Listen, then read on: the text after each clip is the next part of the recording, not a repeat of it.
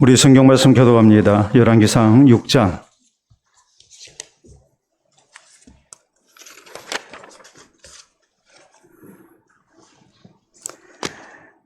열왕기상 6장 14절에서 마지막 38절 말씀, 좀 깁니다마는 우리 옆 사람과 보조 맞춰가면서 교독하도록 합니다.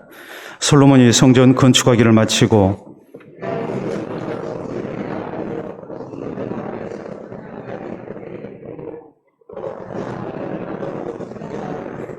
또 성전 뒤쪽에서부터 20규빗 되는 곳에 마루에서 천장까지 백양목 널판으로 가로막아 성전의 내소 곧 지성소를 만들었으며, 성전 안에 입힌 백양목에는 밭과 핀 꽃을 아로새겼고 모두 백양목이라 돌이 보이지 아니하며,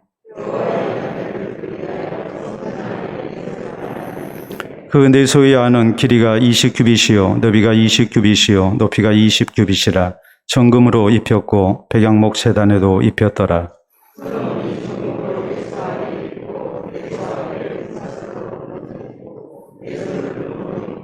온 성전을 금으로 입히기를 마치고 내소에 속한 제단의 전부를 금으로 입혔더라.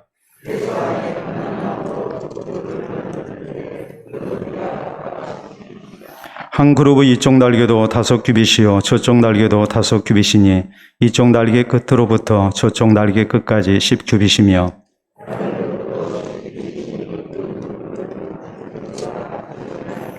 이 그룹의 높이가 10규빗이요 저 그룹도 같았더라.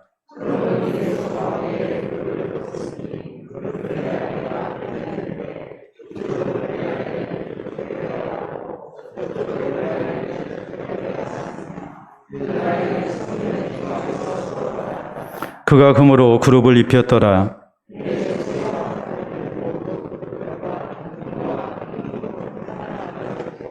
뇌의 성전 마루에는 금으로 입혔으며,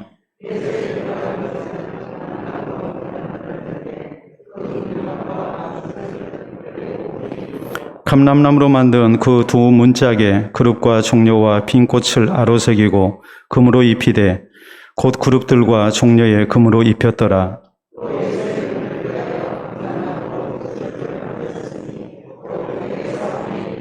그 두 문짝은 잣나무라. 이쪽 문짝도 두 짝으로 접게 되었고 저쪽 문짝도 두 짝으로 접게 되었으며,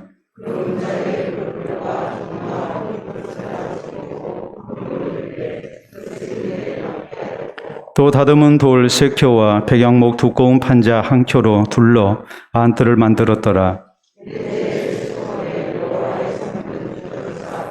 11채의 불월 곧 8째 달에 그 설계와 식양대로 성전 건축이 다 끝났으니 솔로몬이 7년 동안 성전을 건축하였더라. 아멘. 기도하고 말씀 받도록 합니다. 하나님 아버지 감사합니다. 오늘도 주 안에서 안식과 평강의 복을 누리며 또 하나님 안에서 살아갈 수 있는 은총을 우리에게 베풀으심을 진심으로 감사합니다. 이 시간도 주의 날개 그늘 아래 거하는 우리가 되기를 원합니다. 또 성령이 교회를 향하여 하시는 말씀 가운데 우리가 나를 세우기를 원합니다. 나 자신을 위한 말씀이 되게 하시고 하나님 기뻐하시는 모습으로 우리가 더욱 변화되며 성숙되는 은혜가 있게 하여 주시옵소서. 하나님의 뜻을 분별하며 또 그 뜻을 부여잡고 살아가 우리 하나님께 영광되는 삶이 우리 모두에게 있게 해 주시옵소서. 이 시간 사랑하는 아들 수술을 인하여 하나님 앞에 간절한 마음으로 기도하며 또 수술을 잘 마치게 된 것을 감사하며 예물 드린 손길을 주님 기억해 주시옵소서. 사랑하는 아들에게 살아계신 하나님의 치유의 역사가 있게 하시고 온전케 하시는 주의 은혜가 있기를 원합니다. 젊은 날 당하는 고통을 인하여 인생의 연약함을 알게 하시고 또 겸손히 하나님 의지하는 가운데 주께서 그 발걸음을 지켜주셔서 항상 좌우로 치우침이 없이 바른 길을 가게 하시고 또한 우리 주께서 그 앞길을 열어주심으로 평탄한 길을 걷는 은혜가 있게 해 주시옵소서. 사랑하는 모친과 더불어 우리 하나님께서 기뻐하시는 신앙생활이 있게 하시고 또 하나님 살아계시는 아름다운 역사를 체험하며 주께 더욱 영광되는 모습으로 살아가는 저희 모자가 되게 하여 주시옵소서. 주께서 우리 사랑하는 성도들 그 자녀들을 위한 기도 가운데도 함께해 주실 것을 믿사오며 구주 되시는 예수님 이름으로 기원하옵나이다. 아멘. 오늘 열왕기상 강의 15번째 시간입니다. 우리가 아파트를 보면 우리나라 아파트는 성냥갑이다라는 말이 나올 정도로 모든 아파트가 외관을 놓고 볼 때에 비슷비슷합니다. 특히 평수가 같은 경우는 이제 더더욱 우리가 그런 것을 많이 느낄 수 있죠. 중요한 것은 평수가 같고 또 겉모습은 큰 차이가 없다 할지라도 크게 가격차가 나는 그런 경우가 허다합니다. 강남에 있는 아파트 한 채에 30여 평의 그런 아파트가 수십억을 간다는 것은 우리가 상상할 수 없는 일이죠. 그렇지만 우리 이 지방에서도 또 지역에 따라서 이렇게 가격차가 많이 나는 것을 우리가 잘 압니다. 아파트가 왜 이렇게 가격 차이가 날까 했을 때 여러 가지 이유가 있겠지만은 크게 똑같은 평수의 아파트가 가격 차가 크게 나는 것은 두 가지 이유 때문입니다. 하나는 입지 조건이죠. 그 입지가 좋으면 아무래도 이제 아파트 값이 올라갈 수밖에 없습니다. 그런가 하면 또 하나는 뭐겠습니까? 내부 장식이 어떻게 되어 있느냐. 인테리어의 문제입니다. 안에 자재를 좋은 것을 썼다면 당연히 아파트 가격이 올라갈 수밖에 없습니다. 이렇게 볼 때에 우리 성도의 신앙생활을 우리가 생각하면 겉의 외형의 모습은 모두가 비슷하다 할지라도 우리의 내적인 신앙이 어떤 모습으로 이렇게 있느냐에 따라서 그 신앙의 모습이 크게 달라진다는 것은 또 우리가 자연스럽게 얻을 수 있는 결론입니다. 그렇기 때문에 우리의 내적 신앙에 대한 이 신앙적인 인테리어, 이것이 굉장히 중요하다는 것을 우리가 생각해야 합니다. 우리는 지난 시간에 솔로몬이 모든 준비를 마친 후에 성전을 건축하고 완공한 내용에 대해서 말씀을 살폈습니다. 이것은 건물을 세운 겁니다. 외형적인 일입니다. 그래서 솔로몬은 하나님을 위해서 성전을 건축을 했고 또 성전을 건축할 때 성전 내부에서 연장 소리가 나지 않도록 이렇게 철 연장 소리가 나지 않도록 각별히 주의를 했습니다. 그래서 모든 것을 이렇게 그 규격에 맞춰서 다듬은 가운데에 이제 성전을 건축할 때는 조립만 하도록, 그래서 철 연장 소리가 나지 않도록 했다고 했습니다. 더더욱 우리가 있는 이 내용의 말씀을 보면은 하나님 말씀에 순종하는 가운데에 하나님을 잘 모시고 살아야 하나님께서 이스라엘을 버리지 않는다는 그런 약속의 말씀을 받습니다. 그렇기 때문에 우리가 지난 시간에 살폈던 말씀의 핵심적인 내용은 뭘까요? 하나님의 교회, 하나님의 집이라는 것은 마땅히 하나님이 거하셔야 하는데 하나님의 이름이 있는 것인데 여기 하나님이 안 계시면 안 된단 말이에요. 하나님의 임재가 나타나는 교회가 되기 위해서 오늘 하나님의 교회가 또 성도가 어떤 모습으로 살아야 할 것인가, 우리에게 허락하신 교회가 어떤 모습이 되어야 될 것인가, 여기에 대해서 우리가 말씀을 살핀 거거든요. 먼저는 우리가 뭐 해야 되겠습니까?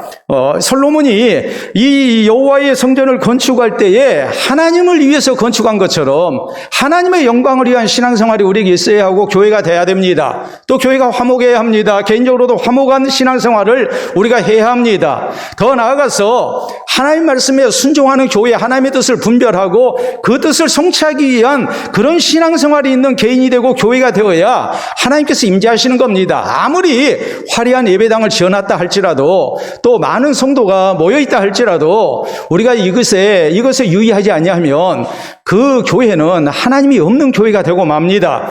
하나님의 영광을 위한 교회, 우리가 서로 주 안에서 화목한 가운데 하나님의 말씀에 순종하고 하나님의 뜻을 성취하기 위한 그런 교회가 될 때에 개인적으로나 또 교회적으로 하나님의 임재가 있는 교회, 정말 저 교회는 하나님이 살아계신다는 그런 말을 들을 수 있는 성도와 교회가 될 수 있다는 내용의 말씀 우리가 살폈습니다. 자, 이렇게 하나님의 성전을 건축할 때에 외형적인 이 건축에 대해서 지금 성경이 말씀을 하셨는데, 오늘 성경 말씀은 집이라는 것이 외형 건축만 했다고 해서 다 끝난 게 아니잖아요.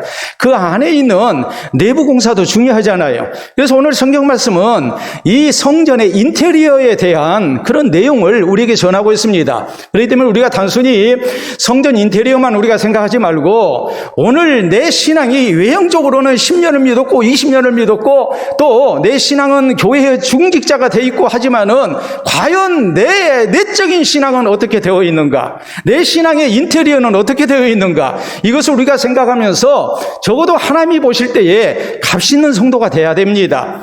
똑같은 외형을 가졌다 할지라도 그 내부의 신앙이 참 중요하다는 것을, 내적 신앙이 중요하다는 것을 생각을 하고, 오늘 솔로몬이 성전을 건축하고 난 다음에 내부 공사를 어떻게 했는가, 이 인테리어 공사를 어떻게 했는가, 이것을 생각하면서 오늘 하나님의 이름이 있는 성도로서, 또 그리스도의 성전된 성도로서 오늘 우리에게 어떤 신앙적인 내적인 신앙의 모습이 있어야 할 것인가, 이 내적인 신앙을 위한 이 신앙의 인테리어, 이것을 우리가 어떻게 해야 할 것인지, 여기에 대한 주의 음성을 우리 모두가 함께 들을 수 있기를 바랍니다. 오늘 성경은 먼저 솔로몬이 여호와의 성전을 건축하고 난 다음에 내부 공사를 어떻게 했는가, 여기에 대해서 금으로 입혔다고 이렇게 말씀을 합니다. 자, 거기 14절부터 시작된 말씀을 우리가 쭉 보게 되면은 솔로몬이 성전 건축하기를 마치고 백양목 널판으로 성전 암벽 곧 성전 마루 위에서 천장까지 벽에 입히고, 또 잣나무 널판으로 성전 마루를 놓고, 또 성전 뒤쪽에서부터 20규빗 되는 곳에 마루 위에서 천장까지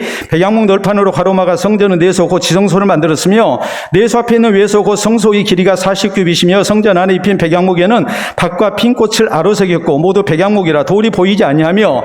그러니까 지금 대리석으로 지금 성전을 지었잖아요. 성전을 짓고 안에 백양목으로 이렇게 다 입혔어요. 내부 공사를 했어요. 내부 공사를 하고, 또 어떤 데는 또 이렇게 조각을 하고 또 구역을 나누고 하는, 성소와 지성소를 이렇게 구분하는 그런 일을 했습니다. 그리고 19절에 여호와의 언약궤를 두기 위하여 성전 안에 내소를 마련하였는데, 그 내소의 안은 길이가 20규빗이요 너비가 20규빗이요 높이가 20규빗이라 정금으로 입혔고 백양목 제단에도 입혔더라. 솔로몬이 정금으로 예소 안에 입히고 내소 안에 금사슬로 건너지르고 내소를 금으로 입히고 온 성전을 금으로 입히기를 마치고 내소에 속한 제단의 전부를 금으로 입혔더라. 그러니까 겉은 대리석으로 되어 있는데 성전 안에 들어가 보면 모든 것이 다 뭐로 되어 있다는 얘기예요. 금으로 되어 있었다. 금으로 다 입혔다. 이렇게 지금 말씀을 하고 있습니다. 우리가 계속된 말씀을 보면 거기 23절 이하도 역시 마찬가지입니다. 내소 안에 감람나무로 두 그룹을 만들었는데, 그룹이라는 것은 나중에 제가 사진을 보여드리겠습니다만, 그룹은 수호천사를 얘기합니다. 그래서 하나님의 영광을 지키는 그런 수호천사를 그룹천사라고 그러는데, 두 그룹을 만드는데 높이가 각각 10규빗이라. 자, 1규빗은 가운데 손가락 끝에서 팔꿈치까지 거리라고 그랬습니다. 이 길이가 대략적으로 45.6cm입니다. 그러니까 뭐 20규빗이다 그러면은 한 10m쯤 되고, 또 30규빗이다 그러면은 한 15m 되겠죠. 또 60규빗 하면은 어느 정도 되겠습니까? 한 30m 정도의 그런 이제 길이가 되는 거예요. 자, 폭이 20규빗, 그리고 길이가 30규빗, 높이가 60규빗, 이런 식으로 지금 성전이 지금 건축이 됐거든요. 자, 이런 상황 속에서 오늘 성경 말씀은 또 길이가 60규빗 그리고 높이가 30규빗 이런 식으로 지금 말씀이 되어 있는데, 그룹의 지금 사이즈가 나오고 또 모양이 지금 나와 있어요. 그래서 24절에 보면 한 그룹 이쪽 날개도 5규빗이고 또 저쪽 날개도 5규빗이고 이쪽 날개 끝으로부터 저쪽 날개 끝까지 10규빗이며, 그러니까 지금 그룹이 둘이서 이렇게 날개를 지금 펴고 있는데, 그 날개 길이가 5규빗이고 두 개가 합쳐졌으니까 10규빗이라는 말이죠. 다른 그룹도 10규빗이니 그 두 그룹은 같은 크기와 같은 모양이요, 이 그룹의 높이가 10규빗이요 저 그룹도 같았더라. 솔로몬이 내소 가운데 그룹을 두었으니 그룹들은 날개가 퍼져 있는데 이쪽 그룹의 날개는 이쪽 벽에 닿았고 저쪽 그룹의 날개는 저쪽 벽에 닿았으며 두 날개는 성전의 중앙에서 서로 닿았더라. 그가 금으로 그룹을 입혔더라. 그룹도 결국은 뭐로 덮여 있었어요? 금으로 덮여 있었다. 이렇게 지금 말씀이 돼 있죠. 또 29절 이하에 있는 말씀 우리가 또 보도록 합니다. 내 외소 사방벽에는 모두 그룹들과 종려와 핀꽃의 형상을 아로새겼고 내 성전 마루에는 금으로 입혔으며, 그러니까 성전 바닥도 지금 대리석 바닥이지만 거기에 마루를 입혔고 그 위에 뭘 깔았다는 말이에요? 금을 깔았다는 말이거든요. 자, 그래서 내소에 들어가는 곳에는 감람나무로 문을 만들었는데 그 문인방과 문설주는 벽의 5분의 1이요 감람나무로 만든 그 두 문짝에 그룹과 종려와 핀꽃을 아로새기고 금으로 입히되 그 그룹들과 종려에 금으로 입혔더라. 또 외소의 문을 위하여 감람나무와 문설주를 만들었으니 되었으니 곧 벽의 4분의 1이며 그 두 문짝은 잣나무라. 이쪽 문짝도 두 짝으로 접게 되었고 저쪽 문짝도 두 짝으로 접게 되었으며 그 문짝이 그룹들과 종려와 핀 꽃을 아로새기고 또 뭐로 입혔어요? 금으로 입혔다. 그래서 그 색인 데에 맞게 하였고 또 다듬은 돌 3켜와 백양목 두꺼운 판자 한 켜로 둘러 안뜰을 만들었다. 이렇게 해서 지금 내부를 보면은 지금 모든 그것이 그냥 벽에다가 그냥 붙여놨든지 조각을 해서 했든지 간에 모든 것이 다 뭐로 되어 있어요? 금으로 이렇게 되어 있었다고 이렇게 말씀을 합니다. 자, 그래서 이렇게 우리가 이제 대충 생각할 수 있어요. 먼저 우리가 사진을 보게 되면 언약궤를 덮고 있는 그룹이 어떤 모습으로 됐는지 우리가 한번 보도록 하겠습니다. 자, 성전 내부 이렇게 보면은 온통 앞에 사진 온통 금이죠. 지금 보면은 다 금이잖아요. 내부는 완전히 다 금으로 덮여 있는 거예요. 그리고 다음 사진 그룹을 보면은 그룹을 정면에서 보게 되면 이제 저런 사이즈로 저런 모양으로 이제 되어 있는 거예요. 지금 성경이 설명한 대로 지금 상상도를 지금 이렇게 그려보자면 이것을 좀 더 입체적으로 우리가 사진을 보게 되면 이런 모습이 됩니다. 자, 언약궤가 있고 언약궤를 함부로 이렇게 만지거나 접근하지 못하도록 하나님의 이 그룹 천사들이 수호 천사들이 지금 이렇게 날개를 펴고서 그것을 지키고 있는 그런 모습으로 되어 있는데 이런 모든 것들이 다 뭐예요? 다 금이었다. 금으로 덮였다. 조각을 한 것도 그 위에 다 금을 입혀놓고 모든 것이 다 금이었다라고 이렇게 말씀을 해요. 여러분, 그러면 이것이 우리에게 무엇을 말씀하겠습니까? 우리가 금의 특징을 얘기할 때 3가지를 생각할 수 있어요. 첫째는 빛입니다.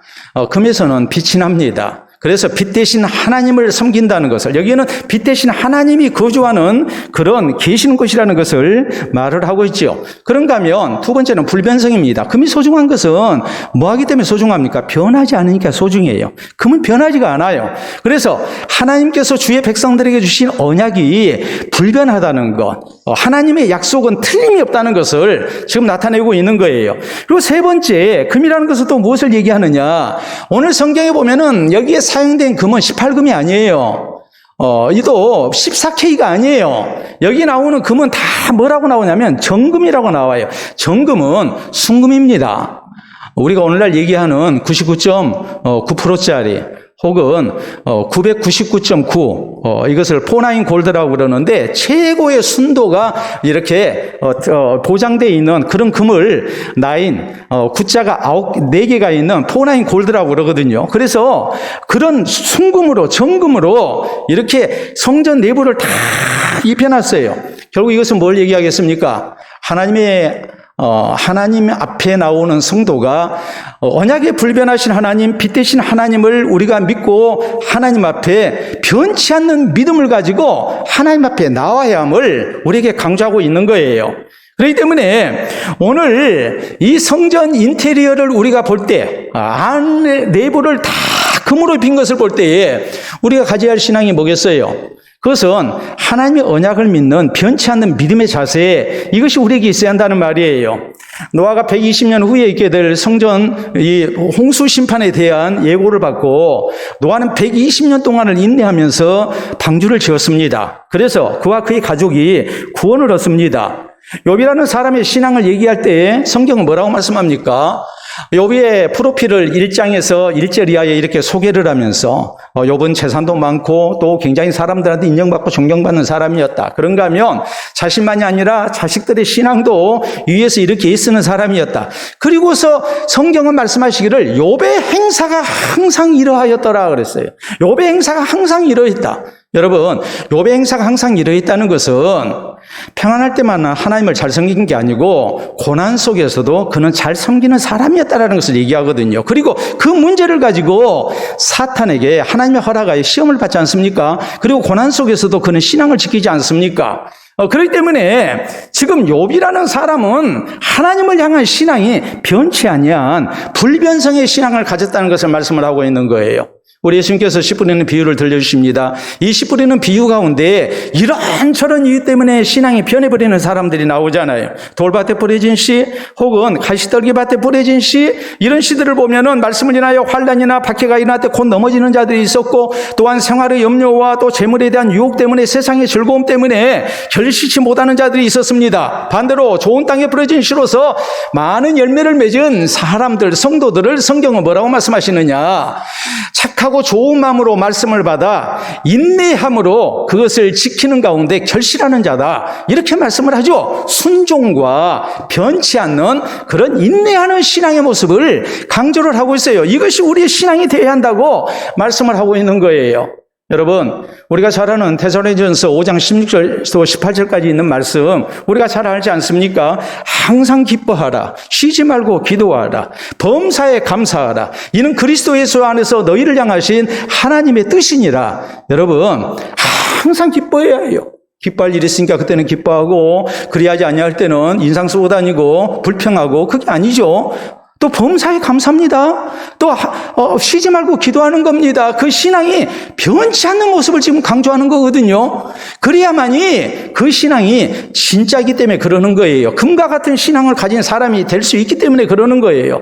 성전 내부는 다 금으로 인테리어가 되어 있었습니다. 우리의 신앙도 이 변치 않는 금으로 입혀진 신앙이 우리에게 있어야 한다는 말이에요. 우스갯말로 그런 얘기 하지 않습니까? 어떤 사람이 아주 허름한 옷을 입고 레스토랑에 들어갔습니다. 근데 종업원들이 딱 보니까 돈도 없는 사람 같고 팁도 안 줄 것 같고 하니까 별로 서빙하려고 하지를 않아요. 물도 안 갖다 주고 뭐 주문 받을 생각도 안 하고. 여러분, 우리가 그런 경험 받을 때가 있잖아요. 또 예를 들어서 우리가 그러잖아요. 옷 사러 갈 때는 항상 좋은 옷을 입고 가라고 그럽니까? 허름한 옷을 입고 가라고 그럽니까? 좋은 옷을 입고 가라고 그러죠. 좋은 옷을 입고 가야 또 소위 말하는 서비스가 달라지지 않습니까? 자, 식당에 허름한 옷을 입은 사람이 지금 들어왔습니다. 딱 보니까 별로 돈도 없는 것 같고 뭐 저 사람이 위해서 서비스 해봐야 팁도 줄 것 같지가 않아요. 그래서 이 종업원들이 별로 이렇게 관심을 주지를 않습니다. 그러다가 이 사람이 이제 겨우 마지못해서 물 갖다 주고 또 음식 주문받고 해서 참 불편하게 식사를 했어요. 나가면서 음식값보다도 더 많은 팁을 이제 종업원에게 주고 가는 거예요. 깜짝 놀랐죠. 예? 갈 때 벌써 인사가 달라지지 않겠습니까? 안녕히 가십시오 하지 않았겠어요? 근데 다음날 이 사람이 또 이제 그 레스토랑에 나타났습니다. 그러니까 종업원들이 너도 나도 와가지고 과잉 친절을 베풀면서 막 서빙을 하는 거예요. 우리가 좀 그런 경험 있지 않습니까? 예? 근데 이 사람이 식사 잘하고 난 다음에 나가면서 팁을 아주 조금 주고 나갔어요. 종업원이 불만이 생기죠. 그래서 어제는 굉장히 팁을 많이 주셨는데, 우리가 제대로 서빙도 못했는데 팁을 굉장히 많이 주셨는데, 오늘은 최선을 다해서 서빙을 해드렸는데 왜 팁을 이것밖에 주지 않습니까? 불만스레 얘기를 하니까 이 손님이 이런 얘기를 합니다. 어제 팁은 오늘 수고에 대한 팁이고, 오늘 팁은 어제 서빙에 대한 팁이다. 이해가 안 돼요? 종업원이 손님을 모시기를 왕처럼 모시고 서빙을 잘해야 되는데 자꾸 상황 따라서 그렇게 변하는 모습이 있으면 안 된다는 것을 지금 비꼬는 얘기예요. 여러분, 우리가 하나님을 향해서 예배를 드리고 하나님을 향한 신앙의 모습이 자꾸 이렇게 변질되면, 변하면 되겠습니까? 우리 예수님께서는 말씀하십니다. 끝까지 견디는 자가 구원을 얻으리라. 너희 인내로 너희 영혼을 얻으리라. 우리의 신앙이 끝까지 변치 말아야 함을 주께서는 강조하시거든요. 에베소 6장 24절은 또 우리에게 말씀하십니다. 거기 뭐라고 그랬냐면, 우리 주 예수 그리스도를 변함없이 사랑하는 모든 자에게 은혜가 있을지어다 그랬어요. 누구를 하나님이 사랑하시는가? 그 신앙이 변함이 없는 사람. 우리 주 예수 그리스도를 변함없이 사랑하는 모든 자에게 은혜가 있을지어다. 이 모든 자 안에 우리가 들어가야 합니다. 금과 같은 믿음의 사람으로서 우리가 하나님 앞에 설 수 있어야 합니다. 겉모습은 그럴듯했는데 그 신앙의 내부를 보면, 내적인 신앙의 모습을 보면 금이 아니라 우리가 정말 변질되기 쉬운 그 무엇으로 입혀져 있다면 어떻게 우리의 신앙이 인정받을 수 있겠습니까? 우리의 겉모습은 별로 아름답지 아니하다 할지라도 우리의 속 사람은 정말 하나님을 향한 변치 않는 금과 같은 믿음으로 우리가 이렇게 입혀져 있어야 합니다. 이 아름다운 신앙의 인테리어가 되어 있는 내적인 아름다운 공사가 되어 있는 그런 우리 모두가 될 수 있기를 바랍니다. 두 번째, 우리가 생각해야 할 것은 내부가 완전히 다 금으로 입혔습니다. 금의 성질 우리가 몇 가지 얘기를 했죠. 세 가지 얘기를 했습니다. 빛이 나고 또 불변성을 띠고 있고, 그런가 하면 또 이 금이라는 것이 이제 잘 아시는 대로 순전함이거든요. 근데 이 금이라는 것이 또 하나 중요한 것은 뭐겠습니까? 가치가 있다는 거예요. 금은 똑같은 무게에 다른 금속과 큰 차이가 있어요. 여러분, 은 한 돈과 금 한 돈의 차이는 큰 차이가 있죠. 금이기 때문에 비싸지요. 성전 내부를 다 금으로 입혔다는 것은 무엇을 의미할까요? 그것은 하나님을 섬기는 성도의 신앙이 나의 최선을 다한 헌신의 모습으로 입혀져 있다는 것을 얘기를 해요. 성전의 외부를 볼 때는 별로 큰 차이가 없다고 생각을 했어요. 그런데 성전 안에 들어가면 그 내부는 어마어마하게 화려한 겁니다. 여러분, 간혹 가다가 우리 예배당을 이렇게 들어오신 분들이 그런 얘기 합니다. 겉에서 볼 때는 작아 보이고 또 그냥 평범한 건물 같은데 안에 들어와 보면 굉장히 넓고 쾌적하게 보인다. 이런 얘기를 많이 해요. 여러분은 그런 느낌 갖지 않았습니까? 다른 분들에게 우리 교회 예배당을 이렇게 소개할 때 그런 얘기 하지 않습니까? 들어오신 분들이 와, 겉에서 볼 때하고 다르네, 그런 얘기를 많이 하지요. 똑같은 집이라도 겉으로 보기에는 아무것도 아닌 것 같은데 들어가 보면 굉장히 이렇게 좋은 자재를 써가지고 인테리어가 되어 있는 그런 집을 볼 때에 우리가 야, 이 집 돈깨나 드렸구나 하는 생각을 우리가 가질 수밖에 없잖아요. 지금 성전을 이렇게 건축을 하고 내부 공사 인테리어를 했는데 다 금으로 입혀놨습니다. 솔로몬이 하나님 앞에 성전을 건축해서 지금 드리는데 금으로 입혀서 드렸다는 것은 이 성전 공사를 위해서 하나님을 위한 뜨거운 헌신이 드려졌다는 것을 증명하는 거였어요. 하나님을 사랑하는 마음이, 하나님의 은혜에 감사하는 마음이 또 하나님의 영광을 위하는 모습이 뭐로 나타났느냐? 성전 내부를 완전히 다 금으로 도배해가지고 나타난 거예요. 여러분, 그러면 우리가 금과 같은 믿음 가져야죠. 금이라는 것이 불변성이지 않습니까? 순전함이지 않습니까? 순금으로 입혔지 않습니까? 한편으로 우리의 신앙이 어떤 신앙이 돼야 되느냐? 불변의 신앙을 우리가 갖는 것도, 변치 않은 신앙을 갖는 것도 중요하지만 우리의 신앙이 하나님을 사랑함이 내 최선을 다한 최고의 것으로 우리가 하나님을 섬기고 또 우리의 신앙을 지켜나가는 모습이 돼야 되고 헌신의 모습이 있어야 한다는 말이에요. 신앙생활을 하긴 하는데 도무지 금으로 입히지를 않았습니다. 그저 시간 때우기 시기에 신앙생활을 하고, 그리고 체면 때문에 마지못해 우리가 하나님 앞에 헌신하는 시기에 그런 신앙생활을 한다면 이것이 어찌 제대로 된 헌신이라고 신앙생활이라고 말을 할 수 있겠습니까? 여러분, 성경에 그런 대목이 나오죠. 모세 시대에 성막을 건축합니다. 성막을 건축하는데 노새가 많이 들어가는, 구리가 많이 들어가는 그런 성구가 있었어요. 번제단이랄지 혹은 물두멍이랄지 이런 것은 구리가 많이 필요했거든요. 그런데 물두멍을 뭐로 만들었느냐 했을 때에 성경은 이렇게 말씀합니다. 회막에서 수종드는 여인들의 거울로 만들었다. 여러분, 당시 거울은 구리 거울입니다. 구리를 이렇게 광택을 내가지고 거기에다 이렇게 비춰봤어요. 그렇기 때문에 우리가 고린도전서 13장에 보면 사도 바울이 믿음, 소망, 사랑 이 세 가지는 항상 있을 것인데 그 중에 제일은 사랑이라, 이 말씀을 하시기 바로 앞에 그런 말씀을 합니다. 우리가 지금은 하나님의 뜻을 다 알 수가 없다. 그러나 나중에 우리가 하나님 앞에 서게 되면 우리가 얼굴과 얼굴을 대하여 볼 것이요, 하나님이 나를 아신 것 같이 우리가 이 신앙생활, 지상에서 신앙생활하는 모든 것에 대한 궁금증이 다 해결될 것이다. 이런 내용의 말씀을 하고 있거든요. 근데 그때 바울은 이런 말씀을 했어요. 지금은 우리가 거울을 보는 것 같이 희미하나 그때가 되면 얼굴과 얼굴을 대하여 볼 것이요, 주께서 나를 아신 것 같이 우리가 주를 알게 될 것이다. 당시에는 구리거울이기 때문에 구리거울로 봐봐야 희미하게 보입니다. 하나님의 뜻을 우리가 분별하기를 원하지만 하나님에 대해서, 이 신비에 속해 있는 하나님에 대해서 우리가 다 알 수가 없어요. 희미해요. 그러나 마지막 날에는 우리가 얼굴과 얼굴을 대하여 보는 것처럼 다 알게 될 것입니다. 또 주님이 나를 아신 것 같이 우리가 또 하나님을 알게 될 것입니다. 근데 성막을 건축할 때에 물두멍을 뭐로 만들었는가? 거울이라는 것이 그 당시에 그렇게 소중한 것인데, 더구나 여인들에게 거울이 얼마나 소중합니까? 그런데 회막에서 수송드는 여인들의 거울로 만들었다.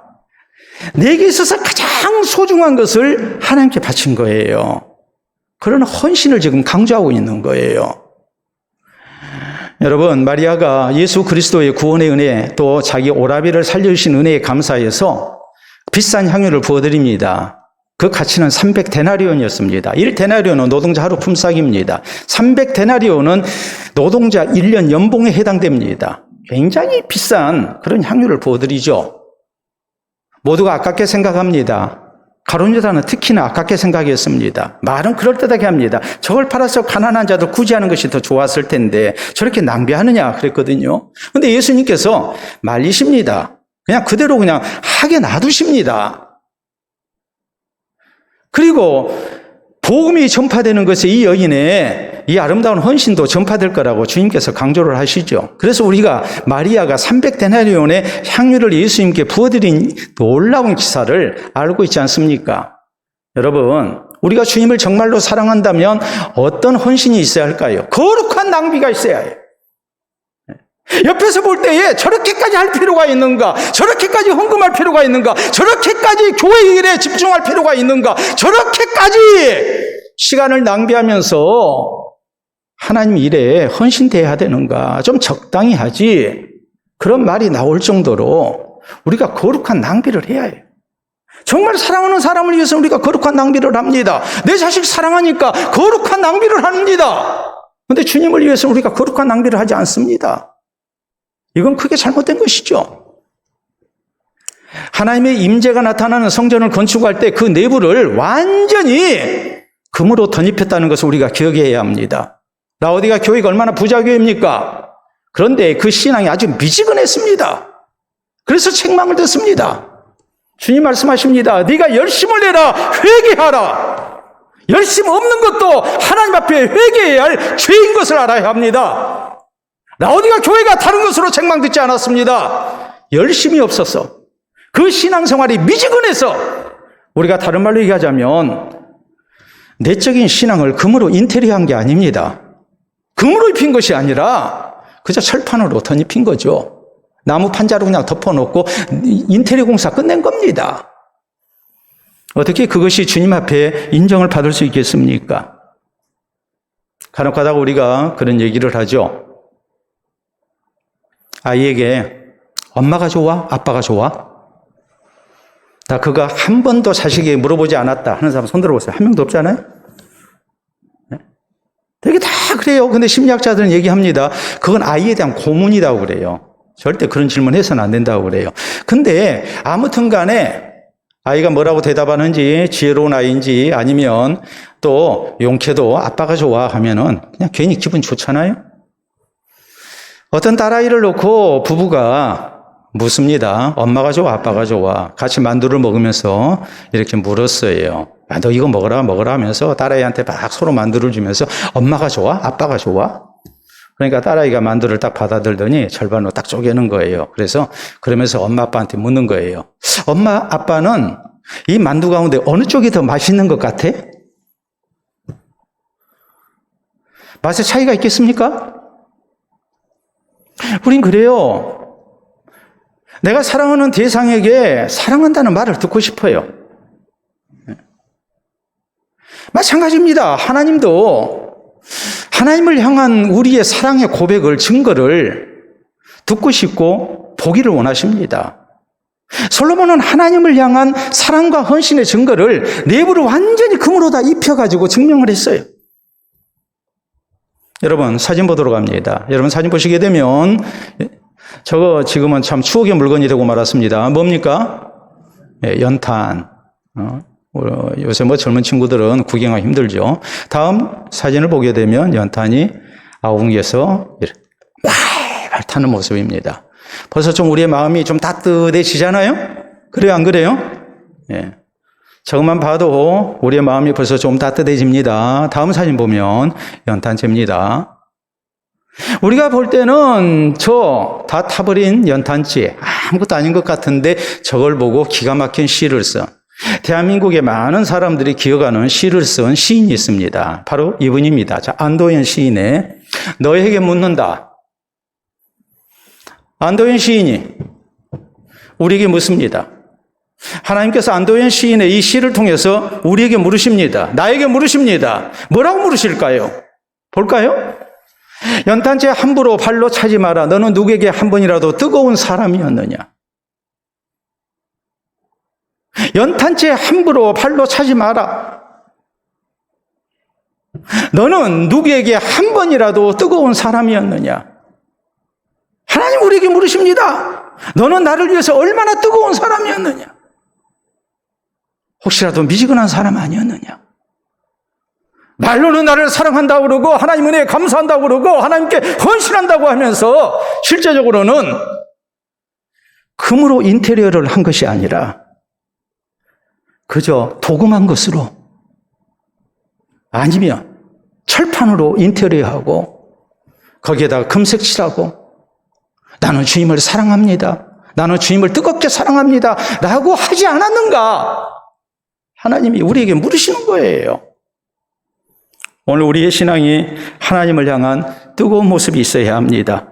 미지근해서는 안 됩니다. 하나님을 제일로 사랑하고 나의 최선의 것으로, 최고의 것으로 우리가 하나님을 섬기며 헌신되어야 합니다. 정말 정금으로 순금으로 입히는 내적 신앙의 인테리어가 우리에게 있어야 합니다.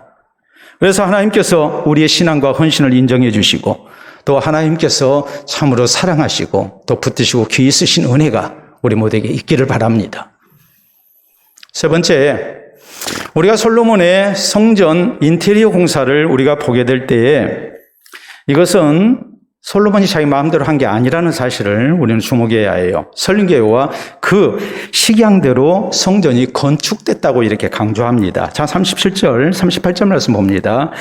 넷째 15월 여호와의 성전 기초를 쌓고 11째 불월 곧 8째 달에 그 설계와 식양대로 성전 건축이 다 끝났으니 솔로몬이 7년 동안 성전을 건축하였더라. 우리가 6장 1절에서 15월은 이제 둘째 달이라는 말씀을 살폈습니다. 그래서 4월 초에서 5월 초까지의 기간.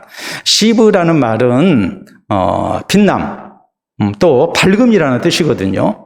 그래서 꽃이 이렇게 화창하게 피는 때예요. 그래서 이때를 15월 꽃의 달이라고 이렇게 얘기를 하는 거예요. 이게 둘째 달이에요. 오늘날 태양적으로는 4월에서 5월 사이에 오는 그런 이제 달입니다. 솔로몬이 왕이 오르고 난 다음에 넷째가 됐을 때 둘째 달에 성전 건축을 시작했습니다. 기초를 넣고 성전 건축을 시작했죠. 그리고 오늘 성경 말씀은 또 이어서 뭐라고 말씀하느냐? 11째 불월에 8째 달에 이제 성전 건축을 끝내게 됐다. 불월이 나오는데 불월은 불이라는 말은 열매, 과일이라는 의미가 있고 또 비라는 의미가 있어요. 그래서 이때는 언제를 얘기하느냐? 대략적으로 10월 초순에서 11월 초순까지의 8째 달을 얘기를 해요.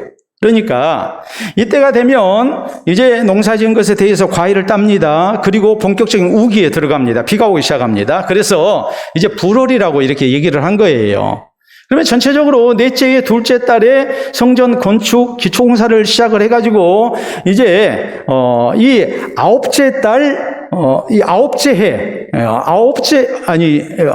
11번째 해에 이 8째 달에 성전 건축이 끝났다고 했으니까 전체적으로 얼마가 걸렸나요? 7년 6개월이 걸린 거죠. 7년 6개월 동안 이렇게 성전 공사를 이렇게 한 것입니다. 그런데 성경은 뭐라고 말씀하셨느냐? 그 설계와 식양대로 했다 그랬거든요.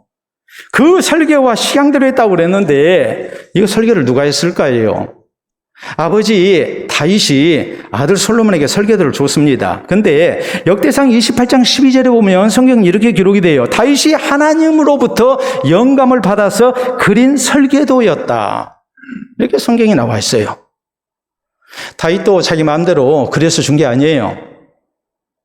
하나님께서 성령의 영감 속에 다윗에게 보여주신 대로 그것을 그려가지고 아들에게 준 겁니다. 그리고 솔로몬은 그 설계도대로 성전 내부 공사를 다 한 거예요. 외적인 외형 공사만이 아니라 내부 인테리어도 하나님께서 보여주신 대로 하나님이 정하신 대로 그렇게 했다고 이렇게 말씀을 해요. 여러분, 이것은 무엇을 의미할까요? 우리는 오직 하나님의 방법에 의해서만 구원받는다는 것을 말합니다. 예수 그리스도만이 하나님께서 우리에게 약속하신 구주시라는 것을 먼저는 강조를 하고, 두 번째는 우리 성도가 오직 하나님 말씀 믿고 그대로 순종하고 살아야 한다는 것을 말씀을 해요.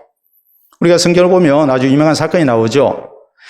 가인과 아벨이 이렇게 하나님 앞에 제사를 드렸는데 하나님께서 가인과 그의 제물은 받지 아니하시고 아벨과 그의 제물은 받으셨다고 그랬거든요. 왜 그랬을까요? 아벨은 믿음으로 드렸고 가인은 그냥 자신의 정성으로 드렸습니다. 우리가 하나님을 섬기는데 정성이 있어야지만 정성보다도 더 중요한 것은 하나님이 우리에게 요구하시는 대로 믿음으로 순종하는 모습이에요. 하나님은 이런 제사 제도를 통해서 우리가 어떻게 해야 구원을 받을 수 있는가라는 것을, 하나님 앞에 나아갈 수 있는가라는 것을 계시하셨어요. 그래서 우리 기독교를 뭐라고 얘기하느냐? 계시 종교라고 얘기를 해요. 계시라는 말은 10개자에 보여줄 시자예요. 하나님께서 보여주신 대로 믿는 거예요. 이렇게 하면 하나님이 기뻐하실 것이다. 사람이 고안해가지고 하는 게 절대 아니에요. 그렇기 때문에 노아가 방주를 만들 때도 하나님의 설계도대로 만들었고, 모세가 성막을 만들 때도 하나님께서 보여주신 대로 만들었단 말이에요. 여러분, 제사장 제도라는 게 뭘 얘기합니까? 제사장 제도는 아주 배타적이고 세습적이죠. 아론의 직계 자손들만 제사장이 될 수 있었습니다. 그 이유가 뭘까요? 이건 하나님이 정하신 거거든요. 제사장은 하나님과 사람 사이에 중보 역할을 하는 사람이에요. 우리의 대제사장은 예수 그리스도입니다. 예수 그리스도를 예표하고 있는 제사장들을 통해서 하나님이 세우신 그리스도를 통해서 우리가 하나님 앞에 나아가고 구원받는다는 것을 하나님이 계시하신 거란 말이에요. 우리 정성으로만 우리가 구원 얻는 게 아니에요. 하나님이 우리에게 제시하신 구원의 방법을 우리가 믿음으로 받아들이고 거기에 순종하게 될 때에 우리의 신앙이 다른 신앙이 되는 것이고 우리 가운데 하나님이 거하시는 은혜가 있는 거예요. 고고학자들과 종교학자들의 연구에 의하면 솔로몬이 만들었던 성전은 애굽과 바벨론, 그리스의 신전과는 다르다고 얘기를 합니다. 여러분, 그리스 신전 우리가 잘 알잖아요? 애굽의 신전들 생각해 보세요. 솔로몬의 성전과는 아주 다릅니다. 독특한 구조와 식양을 가지고 있었어요. 그것은 그걸 무엇을 얘기합니까? 세상 종교와 우리 기독교는 다르다는 것을 얘기해요. 세상 종교는 사람들이 고안해가지고 신에게 나아가는 방법을 찾는 거지만 우리 기독교 계시 종교는 하나님께서 우리에게 보여주신 대로, 하나님이 우리에게 가르쳐 주신 대로 우리가 믿고 우리가 그 방법대로 하나님 앞에 나아가는 겁니다. 그 방법이 누굽니까? 예수님이시고, 또 그 방법이 무엇입니까? 하나님의 말씀인 성경이에요. 그럴 때 우리의 신앙이 바로 되고 우리가 구원 얻는 성도가 될 수 있단 말이에요. 그렇기 때문에 성경은 구약과 신약이라고 얘기합니다. 옛 언약과 새 언약이거든요. 그리고 성경 제일 마지막 요한계시록 22장 18절 19절에 있는 말씀은 만일 이 책에 기록된 말씀 외에 다른 것을 더하게 되면 이 책에 기록된 모든 재앙을 그에게 더하실 것이요, 이 책에 기록된 말씀을 만약에 빼는 사람이 있다면 그는 생명책에 기록되는 그 은혜 가운데서 이렇게 지워지게 될 것이다고, 빼버리게 될 것이라고, 구원의 명단에서 삭제될 것이라고 이렇게 성경은 엄중하게 경고를 하고 있는 거예요. 우리가 철저하게 하나님의 말씀대로 예수님을 구주로 믿고 또 하나님의 말씀 우리가 아멘하면서 그 말씀에 순종하는 신앙생활을 해야 합니다. 이것이 우리의 신앙의 인테리어가 돼야 돼요. 사랑하는 성도 여러분, 우리가 낡은 집에서 오래도록 살다 보면 아무리 새 집이라 할지라도 한 10년쯤, 15년쯤 살다 보면 이사를 가고 싶은 생각이 들 수 있어요. 집이 낡았거든요. 그러면 어떤 집은 그 일대가 다 낡았기 때문에 재건축을 하기도 하고 혹은 재개발이라는 과정을 거치기도 합니다. 그래서 우리에게 새 집이 주어집니다. 그럴 형편이 되지 못하면 우리에게 일어나는 욕구가 무엇입니까? 리모델링이라도 해야 되겠다. 그 리모델링이 뭐겠습니까? 내부 공사죠. 인테리어죠. 내가 신앙생활 10년 했습니다. 15년 했습니다. 겉모습 그럴듯합니다. 그런데 그것으로서 내 신앙이 다 완벽하다고 우리가 얘기할 수 없죠. 신앙생활 10년하고 15년 했으면 겉모습은 그럴듯하게 포장이 되어 있다 할지라도 우리의 내적 신앙이 하나님 앞에 바로 되어 있는가 한 번쯤은 점검을 해야 하지 않겠습니까? 그리고 우리가 그런 욕구를 느껴야죠. 영적인 욕구를 느껴야죠. 내 신앙이 좀 리모델링 됐으면 좋겠다. 내 신앙이 인테리어가 좀 잘 됐으면 좋겠다. 내 집만 리모델링이 아니라 인테리어 잘 된 집을 우리가 원하는 것이 아니라 내 신앙도 하나님이 거하시는 이 성전도 좀 인테리어가 잘 되고 그리고 리모델링이 좀 바로 된 가운데 하나님께서 거하실 만한 심령이 된다면 얼마나 좋겠는가. 우리가 당연히 그런 생각을 한 번쯤은 해야죠. 우리가 어떤 모습으로 우리의 내적 신앙 인테리어를 해야 할까요? 여러분, 그 모습은 그럴듯한 직분으로 우리가 포장이 되어 있습니다. 또 신앙생활에 연륜 경력을 가지고 우리가 얼마든지 포장할 수 있습니다. 문제는 내적인 신앙입니다. 내 신앙의 인테리어가 바로 되어 있는가? 이제 우리에게 필요한 것이 뭐겠습니까? 리모델링입니다. 내적 신앙을 리모델링 해야 합니다. 우리가 어떻게 리모델링 해야 할까요? 솔로몬 성전은 내부를 완전히 금으로 다 덮었습니다. 우리의 신앙도 정금 같은 신앙으로 변치 않는 모습으로 우리가 다시 한번 새로워져야 합니다. 그리고 주님을 향한 뜨거운 헌신과 주를 위한 거룩한 낭비가 있는 신앙생활을 우리가 해야 합니다. 무엇보다도 하나님께서 우리에게 계시하신 대로 성경 말씀을 따라서 예수님만 진실되게 구주로 믿고 또 주의 말씀에 절대적으로 순종하고 사는 아름다운 모습이 우리에게 있어야 합니다. 이 신앙의 리모델링이 우리에게 있는 가운데 우리의 신앙의 인테리어가 바로 되고 우리의 겉모습은 날로 후패진다 할지라도 속사람은 날로 새로워지고 하나님께서 인정하실 만한 아름다운 신앙의 사람으로 우리가 더욱더 서가는 이런 은혜가 우리 모두에게 있기를 바랍니다. 우리 함께 기도합니다. 오늘 나의 신앙의 모습은 어떠합니까? 겉모습이 아닙니다. 속사람의 모습입니다. 나의 내적 신앙의 모습은 어떠한지, 이 시간 리모델링이 필요하지는 아니한지 우리가 다시 한번 생각하면서 변치 않는 믿음의 사람 되게 하여 주시옵소서. 주를 향한 뜨거운 열심과 헌신이 있게 하여 주시옵소서. 오직 하나님의 말씀대로 예수님을 구주로 믿고 또 주의 말씀에 순종하면서 살아가는 그런 신앙의 사람으로 우리가 새롭게 설 수 있게 해달라고 또 그렇게 하겠노라고 우리 모두 함께 기도할 수 있기를 바랍니다.